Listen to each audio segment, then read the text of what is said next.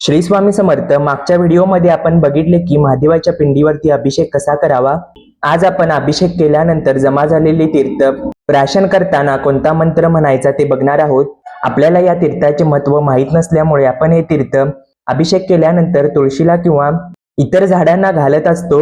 गुरुचरित्र पारायण केला असाल तर तुम्हाला या तीर्थाचा महिमा नक्कीच समजेल. ज्या काही संसारिक अडीअडचणी असतील, संतान प्राप्ती होत नसेल किंवा आपली कोणती इच्छा पूर्ण होत नसेल, पती पत्नींमधील वाद, असाध्य आजारपण, रिपोर्ट नॉर्मल असूनही आजारपण वाढतच चालली आहे, कर्जबाजारीपणा, घरात पैसा न टिकणे, घरात हट्टीखोर चिडचिडी मुले असतील तर, तापटपणा, जुगार किंवा व्यसन करणारी लोक असतील तर, या सर्वांवरती असणारे एकमेव उपाय म्हणजे हे महादेवाच्या पिंडीवरती केलेले अभिषेकाचे तीर्थ होय.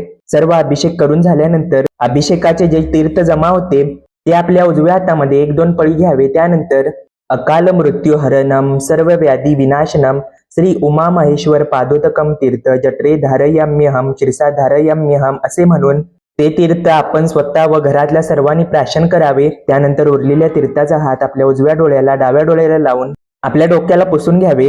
अशा प्रकारे कोणत्याही देवतेला अभिषेक केल्यानंतर ते तीर्थ ग्रहण करताना हा मंत्र म्हणावा. ज्या त्या देवतेचे नाव घेऊन हे तीर्थ तुम्ही प्राशन करू शकता.